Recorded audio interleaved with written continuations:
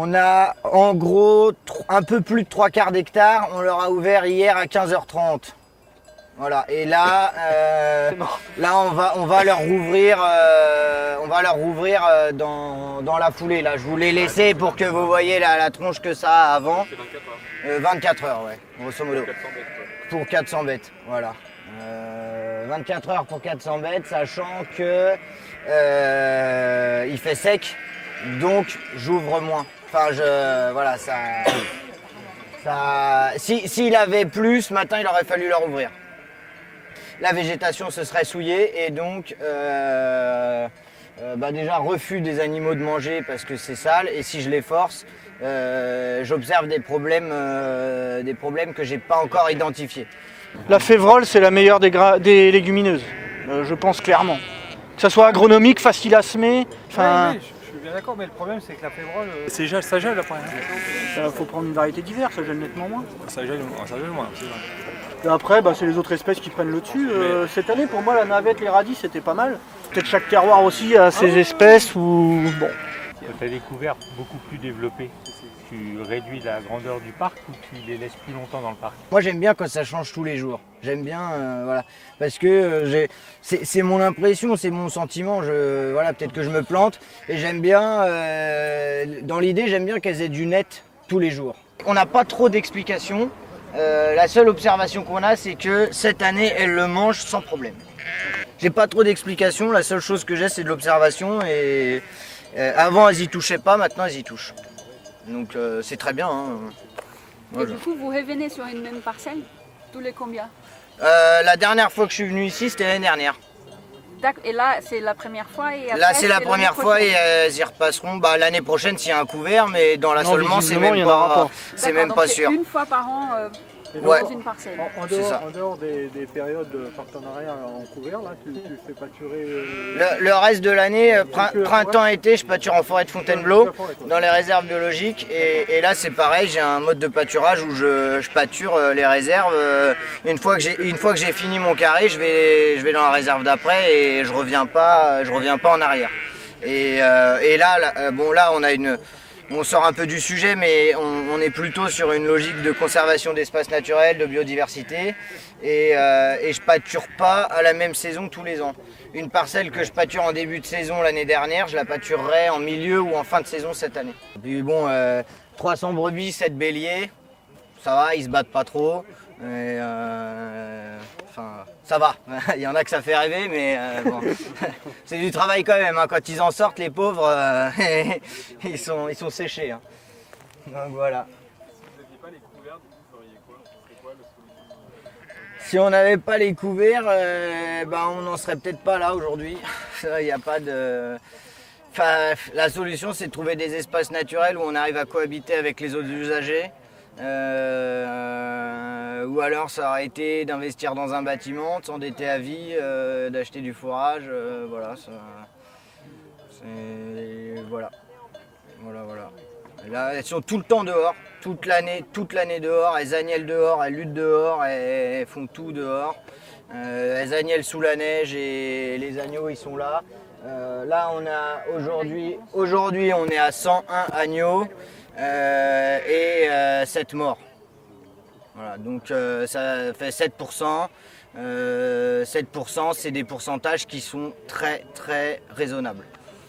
Et l'engraissement des agneaux, c'est comment là à l'herbe.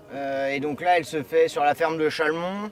Enfin, là, il y a des agnelles. Les agnelles 2018, elles sont pas séparées du reste du troupeau. Sélection des races, je fais comment? Alors les races, quand j'ai commencé, j'ai acheté ce que j'ai trouvé. Donc un troupeau de Suffolk croisé Solognotte. Ouais. Donc les Suffolk, c'est les têtes noires, pattes noires, laine blanche. Les Solognotte, c'est tête marron, laine crème et pattes marron. Et derrière, moi, j'ai souhaité acheter des limousines. Par absorption, je mets que des béliers limousins. Et donc, normalement, d'ici une dizaine d'années, il y aura quasiment plus que du limousin. Pas d'autres races, d'autres mélanges, d'autres races? Non. Ensuite, là, dans ce troupeau, il y a un autre troupeau parce qu'aujourd'hui, je vais m'associer avec ma compagne pour faire de la production laitière. Donc, on a acheté un troupeau laitier. Ça va s'organiser comment avec un troupeau laitier pour la traite? Alors la traite, donc là sur la ferme de Chalmont ou sur la ferme de Montaqua, là ça va être en fonction des propriétaires et de leurs envies. On va monter un atelier de transformation fromagère et on traira les brebis en forêt de Fontainebleau. Donc on va créer une remorque pour faire un quai de traite. Et puis on va prendre le lait, on l'emmènera pour le transformer. Voilà. L'année dernière, on a fait des petits fromages à la caravane, mais la DSV, ils sont pas fans de l'idée.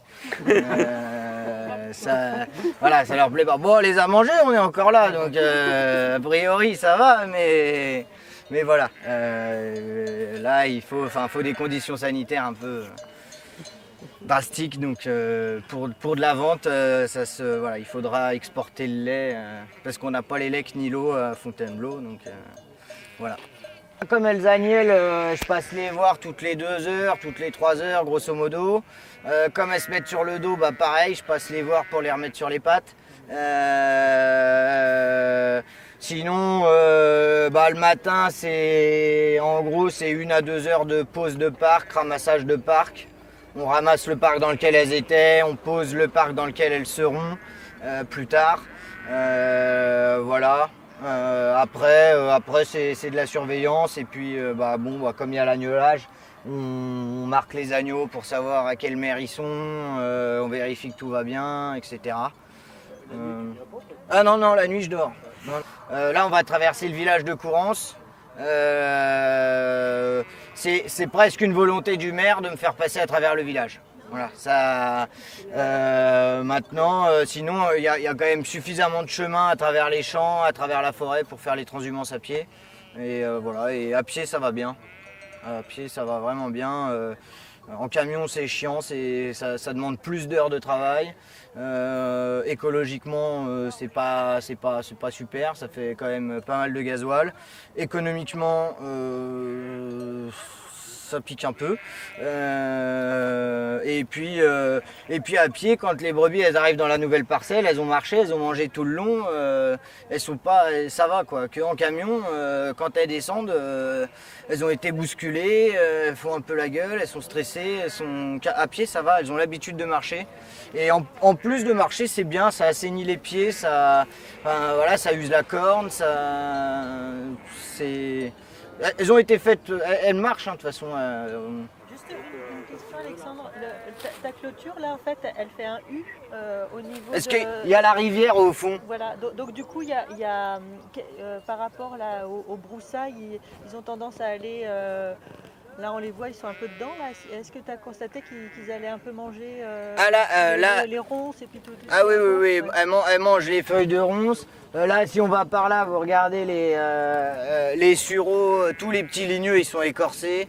Elles se grattent, les agneaux, ils font les cons parce que la berge, elle remonte, ça fait un talus. Alors là, ça joue dans tous les sens, ça s'éclate. Donc là, c'est super. Donc là, c'est tout bénéf pour tout le monde en fait. Pour les... Ouais, puis elles ont accès à l'eau, c'est bien. Ouais. Celle-là, il fait un peu chaud. Je pense que si je mets de l'eau, c'est pas impossible qu'elles viennent boire. Et là, comme elles ont accès à l'eau, je me pose pas trop la question. Voilà. Voilà.